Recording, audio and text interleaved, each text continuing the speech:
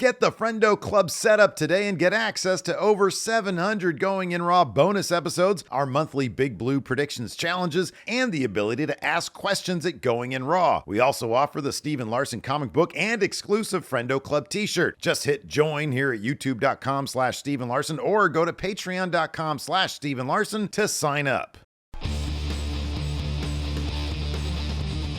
Hey, Friendo, Steve here.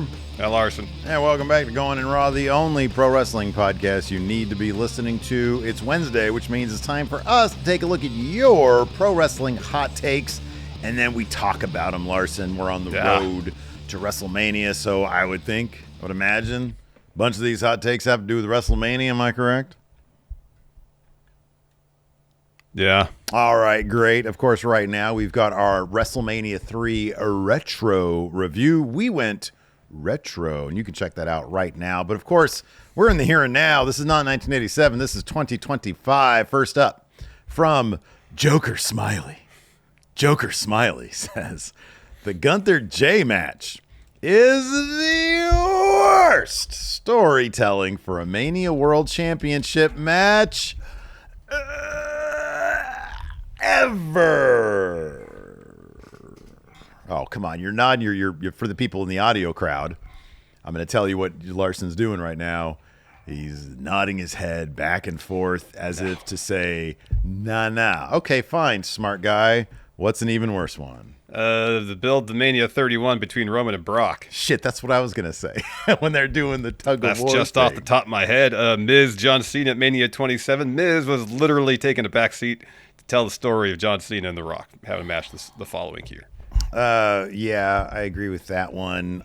Look, there have been worse builds. It's firmly in the, it's certainly in the lower half. It's not good. No, that's not good at all. No, not good. But I'm trying to think of other ones that weren't good. In terms of being convoluted, even though it ended really strong, and granted, there's still another 3 weeks or 4 weeks of episodes left, so it could still finish strong. But I remember even the Becky Lynch Mania main event build was really weird. How she got taken out of it, replaced by Charlotte. Yeah, she went back into it. She punched Triple H at a certain point. So there are weird ones as well where we're scratching our heads, what the hell was this? So yeah, dude, even, and I'd have to go back and revisit the entirety of it to say this is a fully educated answer. Mm-hmm. But one of the people say, WrestleMania 17 was Stone Cold and The Rock, one of the greatest, matches ever in WrestleMania, one of their best matches, whatever it is. Mm-hmm. Part of that build involved Vince McMahon putting Austin's in kayfabe wife, Deborah, as The Rock's manager, which really, why would you do that? That was kind of lame. Yeah. So, as great as that music montage video package was, if you remember, it basically focused on them cheersing with some beers and being pissed off at each other during that one segment. They had to go back to that footage over and over again. Yeah, they've reused various angles of the same thing a bunch of times. And they had that one sit-down interview with JR, I think. Mm-hmm. Yeah, that was kind of the extent of the build. Yeah. It really was. And that wasn't even a secondary world title. That was before they had a secondary world title. Yeah. So, again, that's not to say this Gunther Jey build is good, because it's not. Yeah. It's not great, but it's not the worst I've ever seen. It could be obviously way better, but yeah, it seems like they're doing the thing where Gunther's kind of in Jay's head, so he's, as we saw on Raw this week, literally slipping up. You know what I'll say? I'll give this much credit to Joker Smiley. All right. Of the ones that we mentioned, I don't know that this is better than those. Bad is bad. And then when you have to qualify what's better or what's worse than one or the other, I don't know that this is necessarily better than those. I don't know if it's necessarily better, but I will say the build of WrestleMania 31, Brock Roman had that defining image of how bad it was, where they were playing tug of war with the title. That's a really good point. It was, and that's why I'll iconically give bad. it the edge in this argument, because there's one image that summarizes how lousy that build was. Yeah. And you don't really need to know much else about it other than, really, they had them play tug-of-war with the title? Really? Yeah, no, that's actually a really good point. And that there's bad and then there's epically bad. There's like so bad that it burns a hole into our heads. You know what I mean? So yeah, it's not, I guess it hasn't done that quite yet. And I get the feeling that next week, you know what, I'm going to play Mr. Positive here. There we go. I'm going to say by next week, adding Jimmy to the equation with this match, they have an opportunity to turn this thing around. If they give us like 3 solid segments between now and Mania, maybe they can turn, maybe they'll get us all. Part of it that doesn't help, man, is the fact that you got Cody and Cena on the same episode as they're trying to build this world title on Raw. I know. The SmackDown guys are on Raw. I know. It between whatever, is it a scheduling thing with Cena? We don't know for sure. The placement of the World Heavyweight Championship feud on Raw over the last few weeks during the European tour has not done the story, which on its own is struggling, any favors in terms of elevating it. Yeah. But we still have, 4 weeks left, roughly? There's still time. For them to get this right. And if Gunther just annihilates Jimmy and forces Jey to watch, all right, that's a step in the right direction. What is an iconically bad image we can get out of this feud in the next 3 weeks for us to then consider it on par? Part of the Roman Brock 31 also is like, that was the main event. That's as if the Cody Cena was that bad. So like, I wonder what's an image that can put this so over the top bad that it would go down in the annals of history. How about this? This off the top of my head. Sure. Spelling bee. A spelling bee. In ring. Gunther. Jey finding any win against Gunther.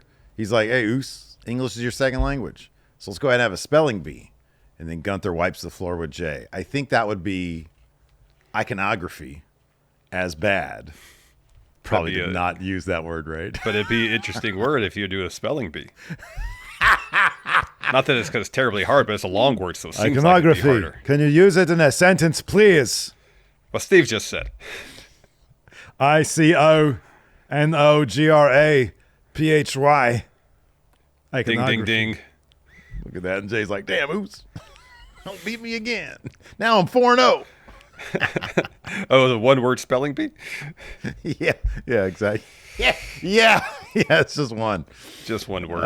Let's move on to this one from Parsath. Parsath of the Hill People. The Rock added nothing to the Cena heel turn, and it would have been more interesting and unexpected if he wasn't involved. I'll kind of retort with this. Once Cena explains why he aligned himself with The Rock, assuming he does, I don't think there's going to be such an issue. It's the fact that Cena's seemingly looking past that moment in terms of his promos and not talking about it, not mentioning Dwayne, making no mention of why they are in league to take down Cody. So we're left to put the pieces together. So it seems like just a small part of Cena's heel turn when it should be a fairly major factor. Like, I understand if Cena, I've explained this before, so I don't want to get into it too much.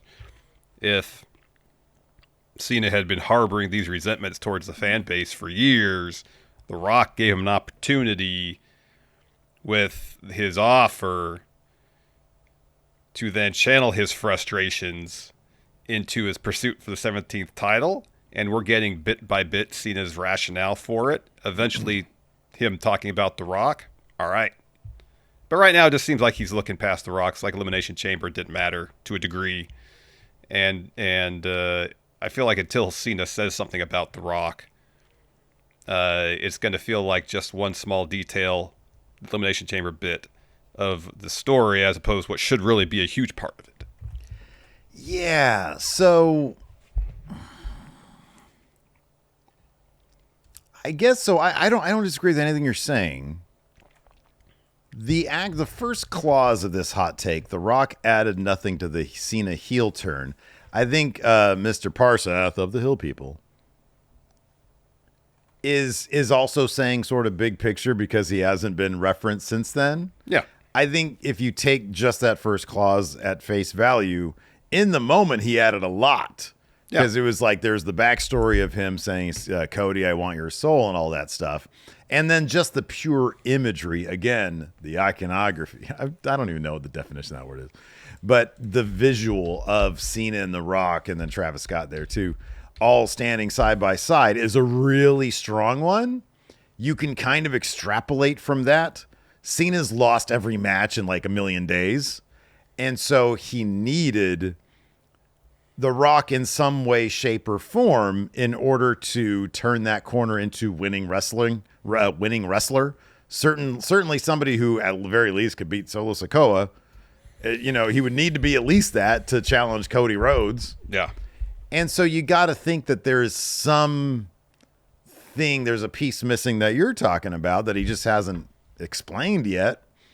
Why he's with The Rock and why being with The Rock turns him into winning wrestler. Yep. As opposed to Cody coming down after his chamber win and then Cena just kicking him in the nuts and, going ham on him by himself.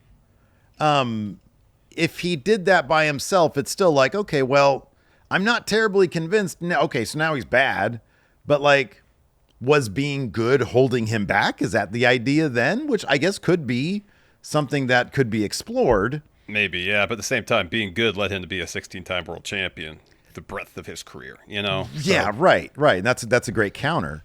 So I do feel like The Rock, in some way, shape, or form, needs to be the thing that gets Cena, or at least makes Cena think he can get over the hump. And that does need to play out. Even if that plays out at let me ask you this, I guess. Sure. As a viewer of the product. Yeah, I watch it. If Cena doesn't mention shit about The Rock, but instead of telling, we see The Rock helps Cena win at Mania, is that enough?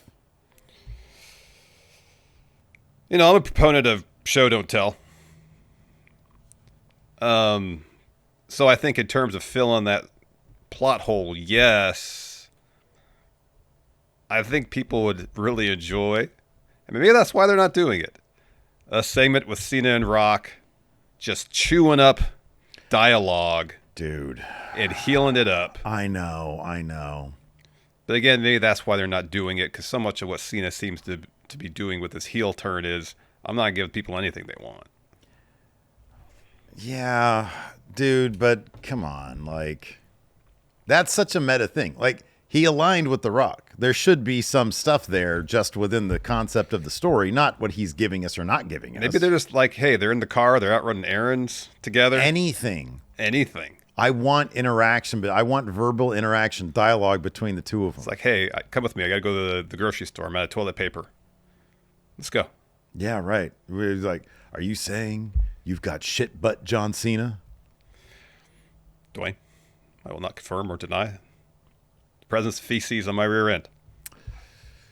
Read between the lines, Dwayne. Yeah. No, I agree. I think everybody wants that. And I think it'd be awesome if we got it at some point. Yeah, that'd be nice. So I got the definition of iconography here, Steve. Yeah. It's a noun. Okay, good. Visual images and symbols used in a work of art, or the study or interpretation of these. And secondary definition, a collection of illustrations or portraits. I mean, I would consider WWE art. Sure. Storytelling, absolutely. Absolutely, yeah, sure. So I think, I stole that phrase from Raven. One time he used it really poorly in like a promo. I think he was talking about, it was his apology for the crucifixion. Oh, yeah. And he used that word, and I think he mispronounced it. I don't know. That promo always sticks with me. I don't know why. It's one of those weird things that sticks in my head sometimes. Let's move on to this one from Attic. Actually, you know what? Let's go ahead and talk about some sponsors so we can dive into this a little bit more deeper. Let's go ahead and do that first, Larson. Let's do it. Let's take a break. Get a word from our sponsor, Tempo. Steve, question for you. Yeah. Wasn't technology supposed to make our lives easier? Yeah, right? I think Wasn't that like supposed to make our lives promise easier. of technology? Instead, it just feels like more stuff gets packed into our days thanks to technology. So now it seems like we actually have less time to do things, including thinking about the food we're putting in our bodies. You know, man, if only big tech could give us replicators like they have in Star Trek. But we don't have replicators yet, big tech. But we do have Tempo. Tempo is a weekly delivery service that allows you to select from over 20 mindful meal choices that are crafted to cook in just 3 minutes, and they're delivered fresh right to your door. Tempo's dietitian-approved menu takes all the guesswork out of eating well, and they've got new recipes each week, like roasted garlic filet mignon and barbecue pulled pork and farro bowls. They're made with real nutrient-rich ingredients, which make it easy to keep up with your healthy lifestyle. They also have a variety of meals tailored to your dietary preferences. And for a limited time, Tempo is offering Going In Raw listeners 60% off your first box. Go to tempomeals.com/raw. That's tempomeals.com/raw for 60% off your first box. tempomeals.com/raw. Rules and restrictions may apply. And let's get a word from our sponsor, Mint Mobile. Steve, I think you know me pretty well. I think you know that I don't like being separated from my money. Oh, no.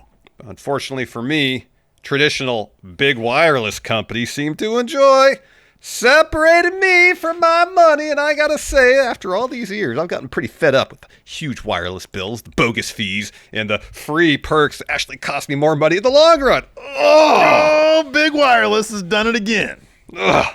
Well, listen, Larson. What? I think it's time for you to stick it to Big Wireless and say goodbye to those massive monthly wireless bills. Make the switch to Mint Mobile and get yourself 3 months of premium wireless service for $15 a month. All Mint Mobile plans come with high-speed data and unlimited talk and text delivered on the nation's largest 5G network. Plus, you can bring your own phone and keep your existing phone number and contacts. Larson, stick it to Big Wireless and ditch your overpriced wireless and get 3 months of premium wireless service from Mint Mobile for $15 a month. So if you like your money, Mint Mobile is for you. Shop plans at mintmobile.com/raw. That's mintmobile.com/raw. Upfront payment of $45 for 3 months, 5 gigabyte plan required. It's about the same, equivalent to $15 a month. New customer offer for first 3 months only, then full price plan options are available. Taxes and fees are extra. See Mint Mobile for details. Wow, Big Wireless got me, man. Next hot take, Steve. Next hot take, Larson. From Atticus says, the road to WrestleMania needs to be shortened to 4 to 6 weeks. Many of the big stories this year feel like they're stretched too thin. A shorter time window hopefully forces out the filler and leads to must-see TV each week. Atticus says, I would propose moving the Rumble to March and axing the Chamber as a tool for Mania. It can be its own thing. I wonder if the issue is this. Traditionally, for the last, how many years? Pay-per-view cycles every month. Get month, you got to kind of refresh things. Maybe a story will last 2 or 3 pay-per-views, 3 months max, but that's for the whole duration of the story. But it's 3, 4, 5 weeks in between pay-per-views, generally speaking. That's the format they're used to working with annually. 10 months out of the year. 9 months out of the year. And maybe that rhythm that they have is so kind of ingrained in their process that moving away from that for Mania season feels awkward. I'm just spitballing here. I'm trying to think of a rationale because it's tough when you have to go from January, especially this year where it's almost the end of April. Sorry, it's February is the Rumble.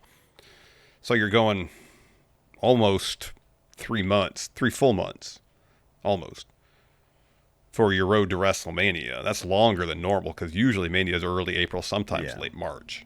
So we got an extra 2-3 weeks tacked on to this Mania season because apparently Vegas wanted Mania Easter weekend. Yeah, which is annoying for family people. Yeah.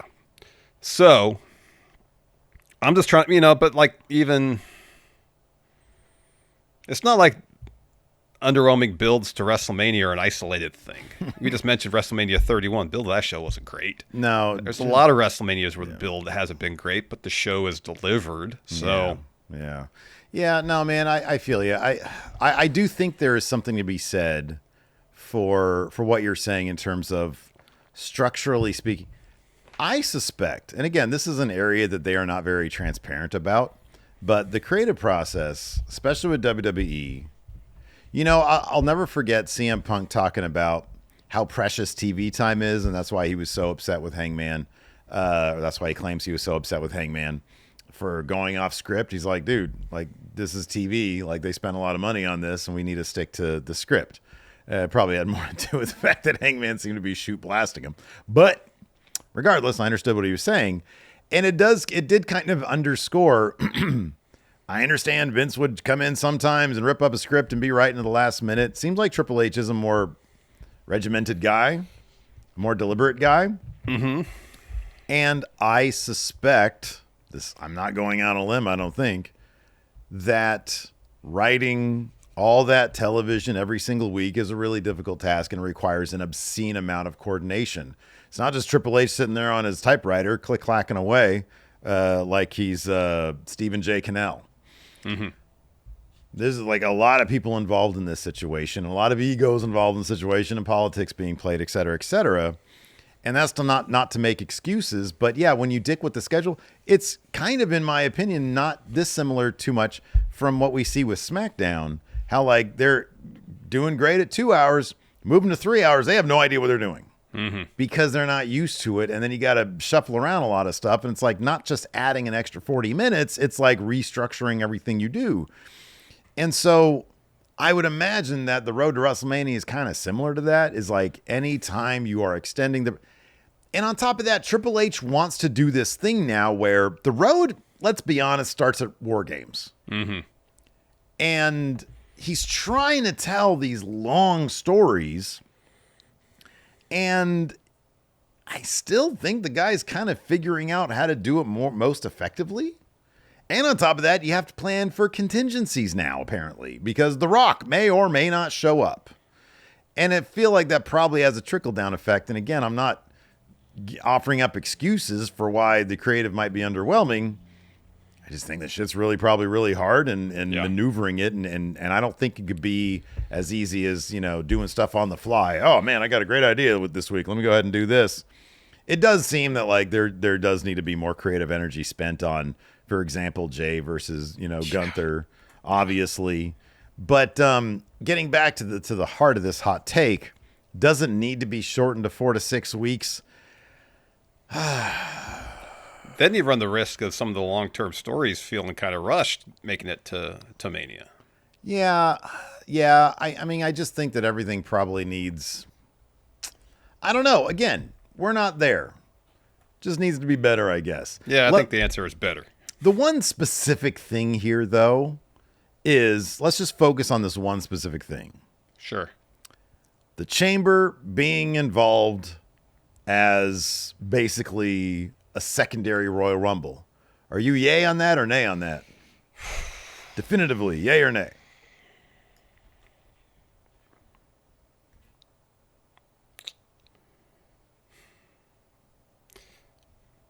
Part of me does like the kind of what used to be the definite nature of the Rumble. Same. You get your path to the main event of WrestleMania by winning the Rumble, and if you don't do that, there's no second chances for that level of guarantee, and I kind of appreciated that. Yeah. That's how I feel. I don't mind the Chamber, but I guess, growing up watching wrestling when I did, I grew attached to the idea that you get one guaranteed shot to get to the main event of WrestleMania or get a title match at WrestleMania, and that's winning the Rumble. Yeah. And if you don't do it, then you got to do something else to get on the card at that point. Yeah, no, I agree with you. I think it's an A for me. As fun as the Chamber was this year with the big heel turn and everything, I don't know. You probably could have had a more impactful thing at the Rumble, doing the same kind of concept, And I understand Cena. He had that big moment of the Rumble where he lost, or he didn't get in the, he didn't win. And then so he's like, oh, man, I'm going to put myself in the Chamber, which is kind of a heel thing to do. No, didn't have to qualify for it, but he's got the resume. You could debate that, I guess. But he gets in there, and he gets an opportunistic win. And I think it's a good story. But if that's going to be the thing every year, it dilutes the Rumble. It does, because it's like, oh, okay, well, this guy wins the Rumble. He's going to be in the mid-card. What's the major player that's going to win the Chamber, or vice versa? Yeah. It does. I do kind of feel like it would be better if they just came up with a good story to get to the other title that isn't being taken by the Rumble spot. Yeah. So, but then I also feel like there should only be one world champion. Unless the brand split is hard as fuck, there should be one champion, or one world champion, I should say, for each men's and women's. Yeah. So, yeah. Next hot take. Excuse me, Jay Smooth. Jay Smooth. Not a fan of Triple H as a booker here. Says Triple H, the booker, has flamed out. Uh-oh.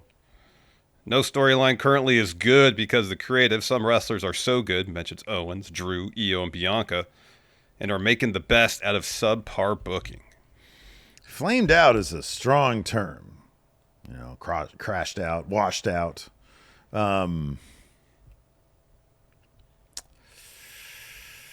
So I will say this. I feel like at the very least, it's not maddeningly illogical like it was with Vince. Yes. With Vince, it was like, what the fuck is this? Oh, are they doing this? We'd say that kind of stuff all the time with Vince. Yeah. Is it compelling every single week? No. Is it a bit underwhelming? At times. At times, aspects are. I personally enjoyed the angle this week on Raw with Finn Balor and Dom and Braun Breaker and Penta. I'm kind of cool with that. I'm interested to see where that goes.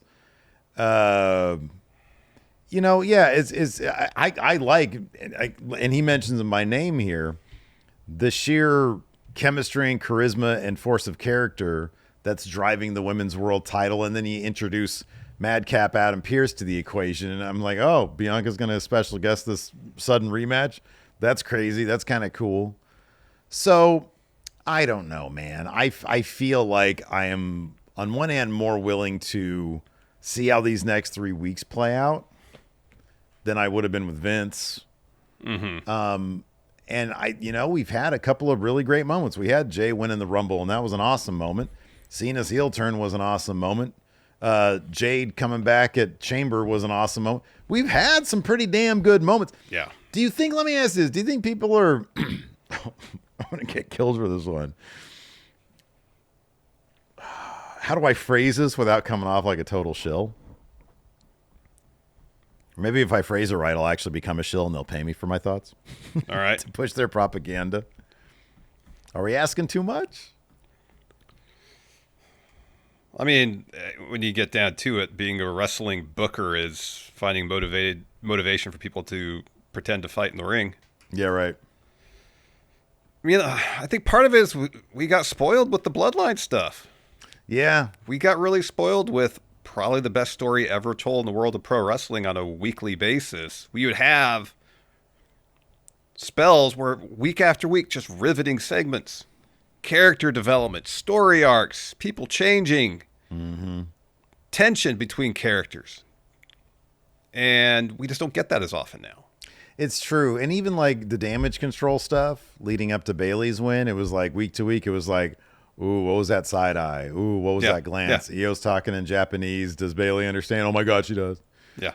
So, I mean, I don't remember what was going on with the other stuff, but yeah, it was really good stuff. Mm-hmm. And it seemed to be more week to week thrilling stuff, as opposed to now it's like every couple of weeks we get like a really killer segment. It's every couple of weeks we get a good segment, and then kind of segments that follow roughly similar. Mm-hmm. It's not like we get one segment leads to another per se. We get a moment. We get for example, we get Cena's heel turn. We get 2 weeks of him coming out dropping promos where he's talking about similar things but from different angles, Yeah. While not addressing the major thing, why aligning with The Rock. And Cody comes out, has his retort, and that's it. There's, some of the substance might be a little different, but conceptually they're very similar. Yeah. One hasn't necessarily built upon the other. Yeah. Whereas I feel like, obviously, the bloodline stuff, something would happen one week, directly influence what happened the next. Yeah, right. And damage control, same thing. And it seems like right now that's what's kind of missing, is they're relying more on these huge moments, people talking to fill in the space between those moments, as opposed to one segment naturally leading to development in the story the following week. Yeah, I think you're right, dude. I think trying to follow up the bloodline and everything that came with it, because that was kind of a rising tide type stuff. Yeah. Where it helped everything else out. Trying to follow that is really difficult. So I wonder if this is just going to be something that we're going to have to get used to until like there's a spark of inspiration and we had another saga on our hands. But I think that's sort of what it's lacking, is that big saga where there's like at least 5 main characters and they're affecting a lot of different characters. And that's one thing that, when you and I did that lost episode of Count Out, where it's like, hey, these are things that Triple H need to work on. Bringing back the saga was on the was high on the docket there. Yeah. We got a hot take here from Benny Omega. Benny Omega says CM Punk should never main event WrestleMania. His story has involved many, mainly Seth Rollins, talking about how he abandoned WWE back in 2014. A big reason was not main eventing WrestleMania. Maybe a more satisfying story could be Punk realizing that he doesn't need to main event WrestleMania to still be considered one of the greats. I love the way you read that last bit too. Rather than becoming desperate, he matures and moves past his past trauma. Fuck that. With respect to Benny Omega, and I say this tongue in cheek, fuck that. The pettier, the better. The more desperate, the better. No maturity. Nobody should mature. No, it doesn't. Look, the only way he should not ever main event WrestleMania is if he goes. No, he shouldn't. It's such a thing, and he's such a major figure right now. He's got to finish that story. I was going to say, if he goes full bore heel and he's very effective at becoming a full bore heel, maybe the babyface trying to keep him from his dream would work. But I wouldn't write that story. I don't know who anybody could, because it's sort of a weird concept. Yeah. No, man, no, none of this. You know what? I don't really need, he should be frothing, I tell you. And everybody who thinks, because a lot of comments the other day in the Raw review were saying, no, he's not trying to get added to the Cody match. He's just trying to make that his match with Roman and Seth the main event of night 1, which could be possible. I'm not going to say that I'm 1,000% right about this, but it'd be super lame if the case was, Paul Heyman, my favor that I'm going to call into you is to talk to the booker and have our match put on last on night 1. But what you're mentioning too, it doesn't explain why he said Seth and Roman were in his way. For them, this is personal. For me, it's just business. Because if he lobbies, or if he has Heyman lobby to get that main event of night 1, how is Seth and Roman in his way in achieving that? That's something they would be on board with, because in kayfabe, you make more money in the main event. Yeah. I don't know. But we had an abnormally large number of comments, which, hey, I take to heart. This is. I love this being a big conversation between us and the friendos. Absolutely. And if we're wrong about it, we're wrong about it, and I'd be willing to say that. But unless they present this in a way that is far more compelling than I believe it has the ability to be, then, and if they do, I'll be on board. If they can make that compelling, if they can make his favor be, hey, can you talk to the booker and put us on last? Where's the fight? Where's the adversity? Exactly. Where's him needing to get rid of Roman and Seth? Yeah. How are they standing in his way? Exactly. How are they standing in his way of achieving his dream? Yep. Yeah, and it's got to be that piece of the puzzle. And it's got to be, if there's a stipulation, it's only for him. Mm-hmm. Only for him. Not winner gets added. If Punk wins, he gets added. Somebody on Twitter the other day tagged us and said, "Oh my God, WWE's got to be watching Steve and Larson for this to have happened." But he didn't specify. This person did not specify what they were talking about, and I was kind of curious. I didn't respond. I probably should have, but I was kind of curious. But yeah, man, I don't know. And I'll be honest with you. I'm not even certain that, I'm not at all certain, and I kind of doubt that he's referring to being added to the main event. I just don't know what else it could be. Exactly. So, anyways. Maybe if he wins, how about this? How about if, this ain't going to happen. This is a joke. If he wins the triple threat at Mania 41, he's instantly in the main event. Oh, sorry. If he wins the triple threat at 41, he's instantly in the main event at 42. Or how about this? If he wins the triple threat, he automatically draws number 30 in the Royal Rumble next year. Oh, this is so convoluted. It's so bad. Why would he want to wait that long? He has the opportunity. It's now. Yeah. It's now. Yeah. He might not be around in a year. Yeah. He's old like us. Anyways. Yeah. Benny Omega, when I say fuck off, I mean it in a tongue-in-cheek way, in a very silly way. So thank you for your hot take. It is a hot take, though. That is a hot one. That is. Isaiah TV here says, Punk should have no path to a Mania 41 main event at this point. Making the triple threat the night one main event is lazy, and adding the winner of the triple threat to Cena Cody doesn't make sense because none of them have earned a number one contender match. Beating Roman and Seth, I think, is as good a case. If the especially if the stipulation is you have to stack them.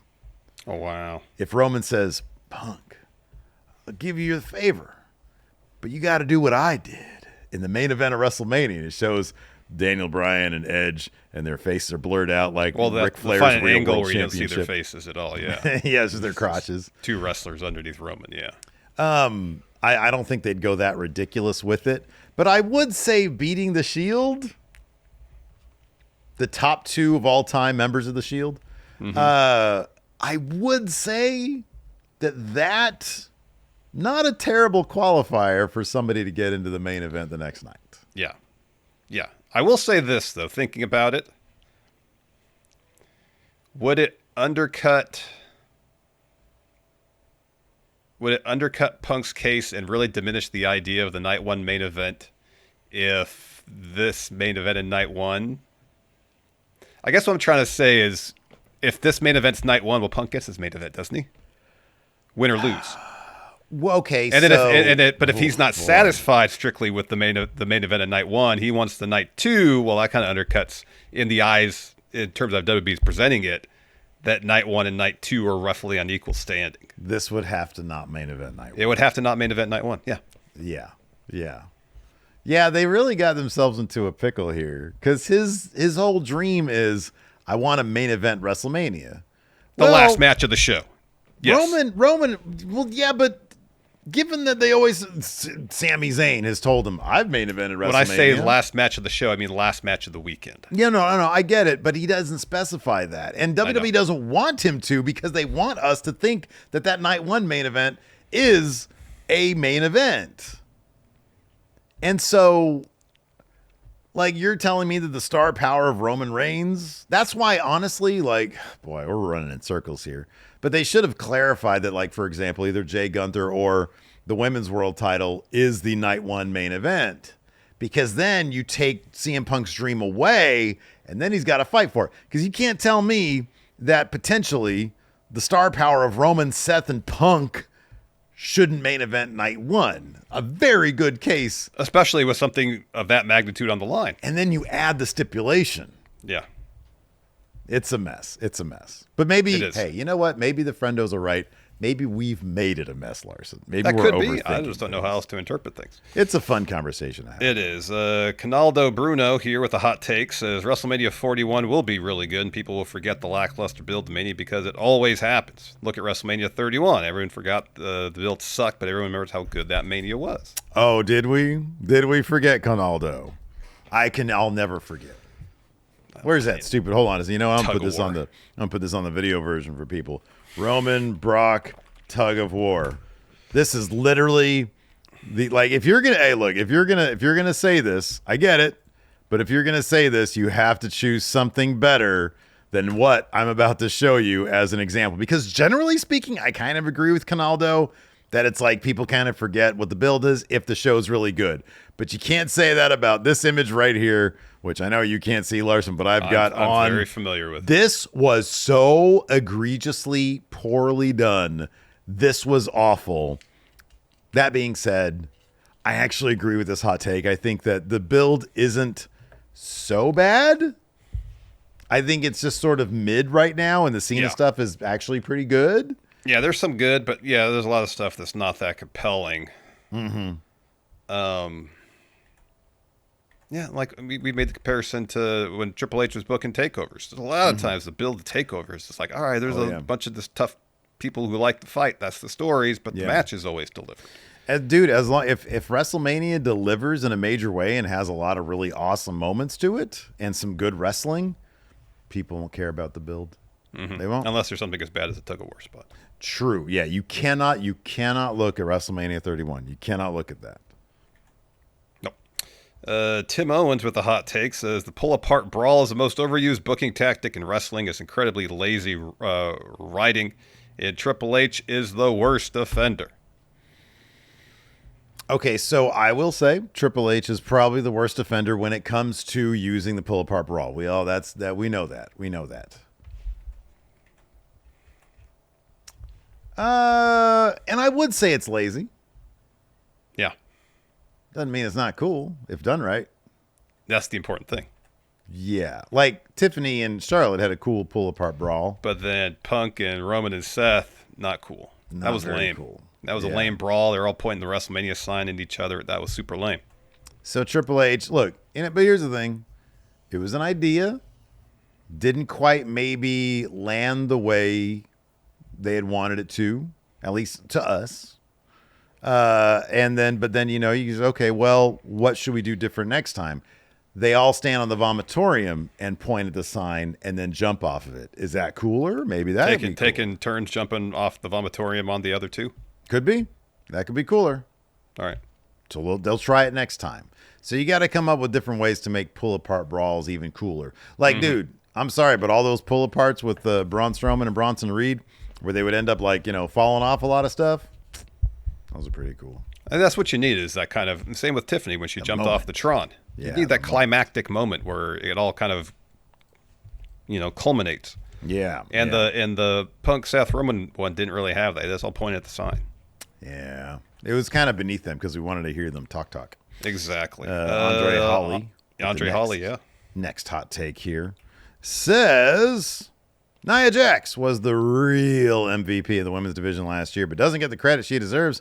She got Tiffany over as a face and was consistently having banger matches with just about everybody: Bianca, Rhea, Naomi, Bayley, Lyra, etc. You name it. It's also criminal as she likely won't have a Mania match this year.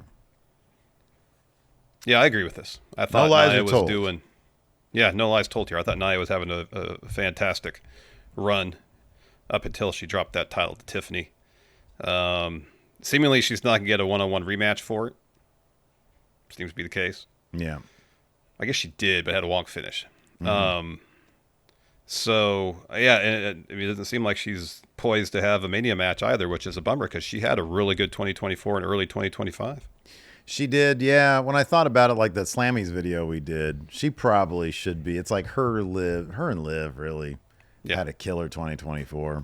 Yeah, no, I no lies told here. I agree with this one. I think Nia has had a tremendous return at WWE since she's been back. Yeah. Phil Randall says heels shouldn't sell merch, or at least be really reluctant about it. Having heel Cena wearing his new merch doesn't make me buy in fully. I always liked that story where CM Punk is heel didn't want to sell merch, and so they were like, "No, you got to sell merch." So he's like, "Design the ugliest shirt." They accidentally came up with an iconic shirt, the yellow one that you like a lot, yeah, that says GTS on it. Here's the thing, though, it kind of only works because it's Punk. There are, certain people. It's like, oh man, it's the new Punk shirt. It works because it's Punk. If you put that shirt on like McGillicuddy, what is his name, Curtis Axel? Yeah. Then it's just like, what are they doing with this? This is horrible. Nobody's going to buy this. Yeah. But it kind of works because it's Punk. I don't know why. It's just the star power aspect of things. It's like, oh my God, what a ballsy move. That makes it cool. Not just the design in a vacuum. If you look at it through this vantage point, Cena's pretty much looking at the entire fan base like they're a bunch of suckers at this point. You know what I mean? Oh yeah, right, yeah. And he knows, despite how much he might talk shit right to their faces during these promos, they're going to keep buying up his stuff. Yeah. So that's why he does it. Oftentimes, heels are seeking validation. Think of Kevin Owens. He has the KO is right shirt. Mm-hmm. And I also think if you look at it through that way, because a good heel, even though they're dropping you people promos, deep down, they think they're right. Yep. So why wouldn't they want to advertise that and try to make some money? Yep. So. B. York York with a hot take says, Pat McAfee is overrated and irritating. I liked him at first, but now he's unbearable. Having Corey Graves back was a breath of fresh air. Yeah, I'm kind of done with Pat. Like, I think he's fine every once in a while. Like, maybe use him like they used to with Morrow. Use him like on the major pay-per-views. Put him on the major pay-per-views. He'll bring that energy, you know, pop Michael Cole when he hears the music and he's like, oh my God, it's my old friend. I don't need him for Raws or SmackDowns. And I think Corey Graves is terrific. I think he's really underrated. So yeah, I agree with this. I'm not a huge Pat McAfee guy. Last one here from Chopper Swag. I love these, dude. I love these. I do so too. much. That's why I put it here. Why Go is superior to Even Flow. Of course, so if people don't know, these are Pearl Jam songs off the album 10. Of course, Even Flow single played a ton. Why Go, an album cut. Steve, do you agree with this take? Made of stone, maybe one thing won't feel as alone as she does. It's been 3 years. Count 10. Yeah, I agree with this. I'll be honest with you. Now, this would have been a more difficult thing for me if it was Why Go is superior to Alive. Alive is the one of the three, their singles from 10, that I think like resonated with me most. That was the strongest one. I think that's a really strong song. Jeremy's great, but it's overplayed. I mean, just boy, that's overplayed.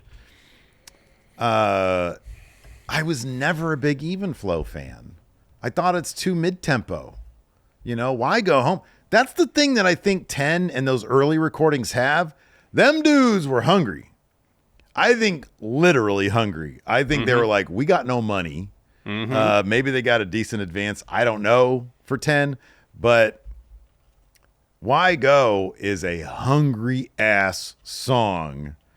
And yeah, I agree. I think it's better than Even Flow. I do. Maybe not as radio friendly, but I think it's better. As I've gotten older, I appreciate the album cuts on 10 more than the singles. Like, even Alive, it comes on the radio, I skip it. I go a different station. I don't listen to it anymore. I've heard it so many times. So many times. Same with Even Flow. Same with Jeremy.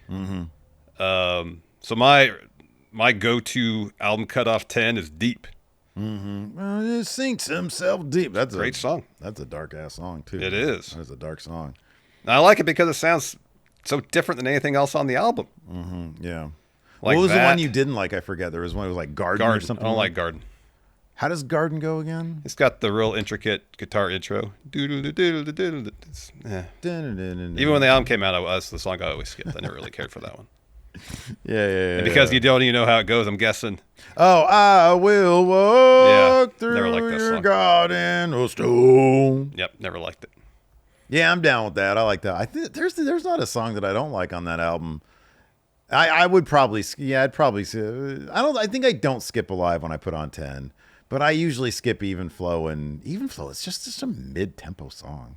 Even Flow. Thoughts like butterflies. Yeah. I like the cover Stephen Flow, the homage track. Yeah, that's the preferred Even Flow variant. Yeah.